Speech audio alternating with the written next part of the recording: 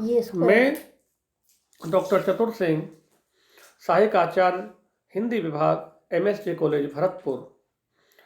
मैं आज BA part प्रथम के हिंदी साहित्य के प्रथम प्रश्न पत्र का ये वीडियो प्रस्तुत कर रहा हूँ, जो नागमती संदेश खंड जायसी द्वारा रचित पद्मावत के नागमती संदेश खंड से ये छंद लिए गए हैं।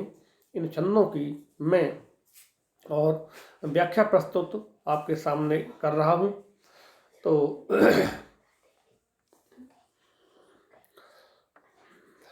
लेसो तदेश विहंगम चला, उठे आग बिनसा सिंगला, बिरह बजागी बीच को टेघा, धूम जो उठे श्याम भय मेघा, भरेगा गगन लूक तस छूटी, होय सब नखत गिरही मुख भूई टूटी,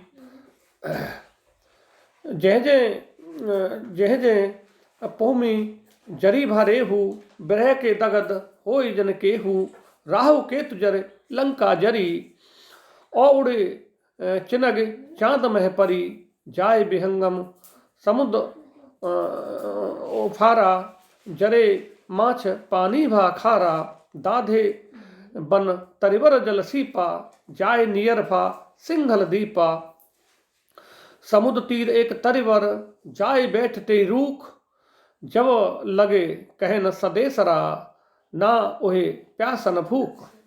तो इन 8 छंदों में मैं क्रमशः पंक्तिवार इनकी व्याख्या प्रस्तुत करूंगा।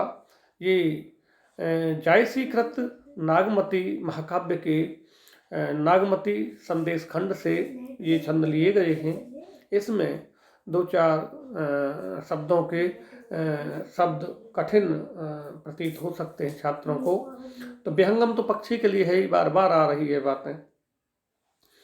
बिनसा नष्ट हुआ, बिनसा नष्ट हुए के संदर्भ में चलता है। बजागी, बजागी वज्राग्नि, अग्नि के भयंकर रूप के लिए बहुत भयंकर रूप अग्नि का है, जो वज्राग्नि के संदर्भ में आया है।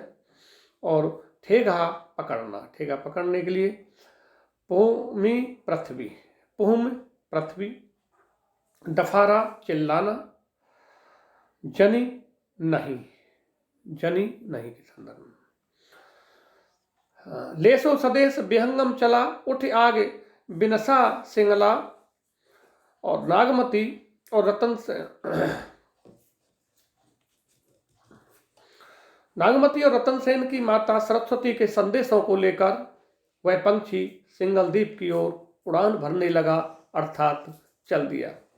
क्योंकि ये संदेश रतन सेन की माता सरस्वती का भी नागमती ने सुनाया है। नागमती ने अपना संदेश तो प्रस्तुत किया ही किया, साथ ही अपनी माता सरस्वती का भी, रतन सेन की जो माता है सासू माता सरस्वती का भी उन्होंने संदेश लिया। तो नागमती और रतन सेन की माता सरस्वती के संदेशों को लेकर वह पक्षी, वह विहंगम सिंगल द्वीप की ओर उड़ान भरने लगा।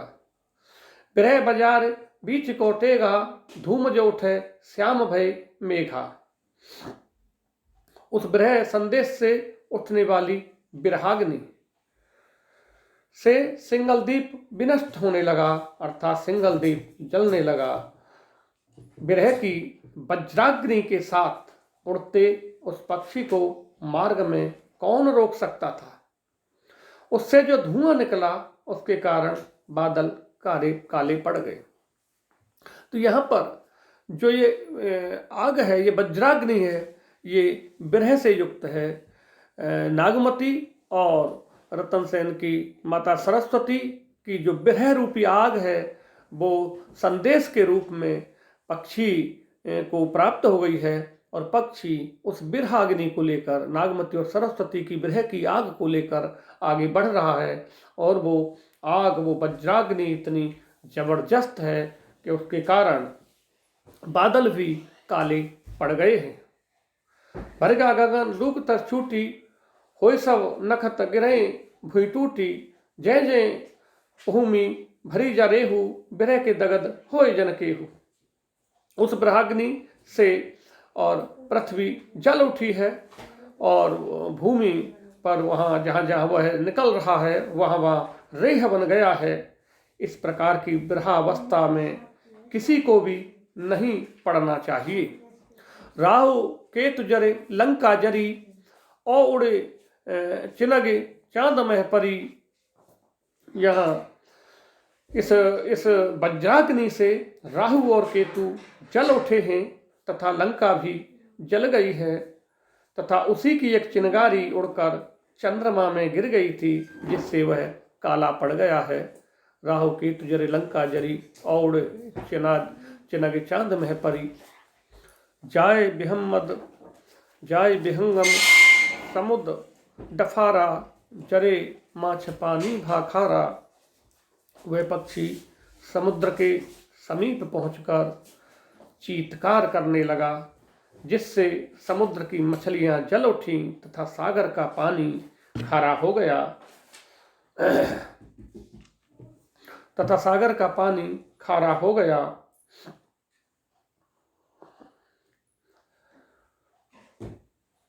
उस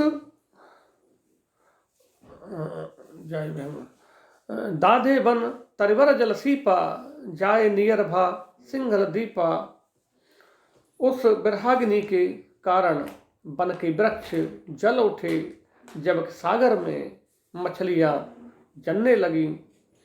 इसी प्रकार जलथल को दग्ध करते हुए वह पक्षी अंततः सिंघल द्वीप जा पहुंचा।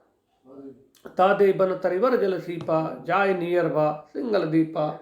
इस प्रकार से वो सिंघल द्वीप जा पहुंचा और जलथल को पूरा दग्ध, उस वज्राग्नि से दग्ध करता हुआ, जलाता हुआ वह वहां किनारे पर पहुंच गया है। समुद्र तीर एक तरिवर जाई, बैठते ही रुख। समुद्र तीर एक तरिवर जाई, बैठते ही रूख। जब लगे कहना सदेश रहा, ना हुए प्यासन भूख। तो ये दोहा है जो 8वें छंद के रूप में। समुद्र तीर एक तरिवर जाए, बैठते ही रूख। जब लगे कहना सदेश रहा, ना हुई प्यासन भूख। तो इस प्रकार से वह पक्षी समुद्र के किनारे पर, जहाँ पर एक वृक्ष खड़ा हुआ था, उस वृक्ष पर जाकर बैठ जाता है। समुद्र के किनारे पर एक वृक्ष था, वह पक्षी उड़कर उसी पर जाकर बैठ गया है। वह लाए हुए संदेश को सुनाना चाहता था, जिसको सुनाने से पूर्व उसको भूख प्यास की चिंता नहीं रही थी। तो यह पंछी वहाँ पर जाकर पहुँच गया है।